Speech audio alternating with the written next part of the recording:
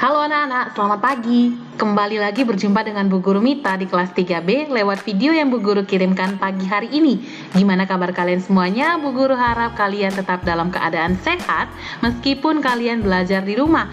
Ya, nah terlebih dari itu, sebelum kita memulai pelajaran kita pagi hari ini, baiknya kita berdoa terlebih dahulu seperti biasanya. Berdoa menurut agama dan kepercayaan kita masing-masing dimulai. Berdoa selesai, terima kasih anak-anak. Nah, pagi hari ini kita belajar muatan bahasa Indonesia tema 2 subtema 4. Apa saja itu Bu Guru yang kita bahas hari ini? Kita lihat satu persatu. Nah, yang pertama itu ada menyusun daftar pertanyaan wawancara. Nah, sebelum kita berwawancara, kita tentu baiknya menyusun daftar pertanyaan karena yang kita butuhkan pada saat wawancara adalah daftar pertanyaan. Benar tidak? Ya dong. Nah, kan wawancara itu kegiatan tanya menanya ya, jadi kita tetap membutuhkan yang namanya pertanyaan. Nah, supaya kita siap pada saat kita wawancara, daftar pertanyaan itu harus kita susun dengan baik. Yang pertama, selain kita menyusun dengan baik daftar pertanyaan tersebut, maka kita harus menggunakan kata-kata yang baku. Supaya apa? Supaya orang yang kita wawancarai nanti paham dengan maksud pertanyaan yang kita ajukan. Begitu ya. Nah, kita lanjutkan lagi. Berikut kata tanya dan fungsinya yang dapat digunakan saat wawancara. Nah, di sini Bu Guru ada 6 kata tanya yang bisa digunakan pada saat berwawancara. Yang pertama, kata tanya apa?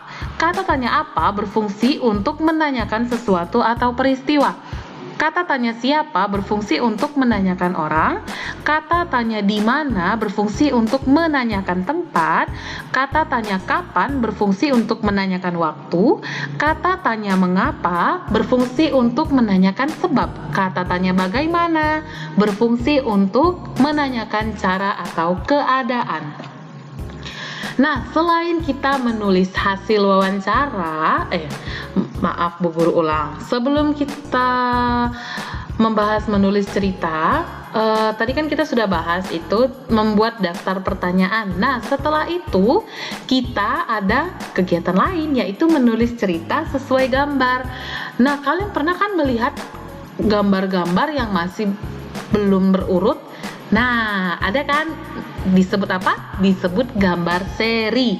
Nah, kemudian langkah-langkahnya itu cukup mudah. Yang pertama, kalau dia gambarnya belum berurutan, maka kalian wajib mengurutkan terlebih dahulu gambar itu supaya menjadi cerita atau alur yang padu, yang pas, tepat gitu ya. Nah, setelah kalian sudah mengurutkan gambar-gambar itu, langkah selanjutnya adalah mencatat informasi, situasi, atau kejadian yang terjadi pada gambar tersebut. Nah, setelah kalian mencatat informasi tersebut, maka ubahlah ke dalam bentuk kalimat-kalimat. Nah, tadi kan kita ketemunya kata, situasi, hanya dalam kata. Maka langkah ketiga, kalian akan membuat kalimat berdasarkan kata-kata yang kalian temukan pada gambar tersebut. Nah, langkah yang keempat, kalimat tersebut dibuat menggunakan kata baku hingga menjadi kalimat efektif. Langkah yang terakhir, kalimat-kalimat efektif tersebut dirangkai menjadi sebuah paragraf atau cerita yang padu. Begitu ya. Nah, kelanjutannya apa Bu Guru?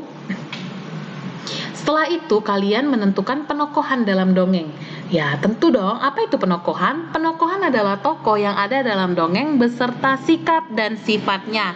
Untuk mengetahui siapa saja tokoh pada dongeng, maka anak-anak wajib membaca dongeng dengan seksama. Nah, penokohan ini juga bisa disebut dengan perwatakan ya, menjelaskan sifat, watak, dan sikap dari tokoh yang ada dalam dongeng. Oke? Nah, setelah anak-anak mengetahui siapa saja tokoh dalam dongeng tersebut, maka anak-anak harus mencatat tokohnya yang muncul dengan sifat apa dan sikap apa yang dia miliki dalam dongeng tersebut. Begitu ya. Nah, selanjutnya membuat gambar cerita dari dongeng yang didengar. Nah, pasti anak-anak pernah ya mendengar orang atau orang tua, kakak kita mendongeng di depan kita. Tentu pernah. Nah, setelah kalian mendengarkan dongeng itu, maka kalian bisa membuat gambar. Gambar yang berdasarkan cerita dari dongeng yang kalian dengar tadi. Nah, berikut ini ada cara-cara yang dapat kalian lakukan untuk membuat gambar dari cerita yang kalian dengar.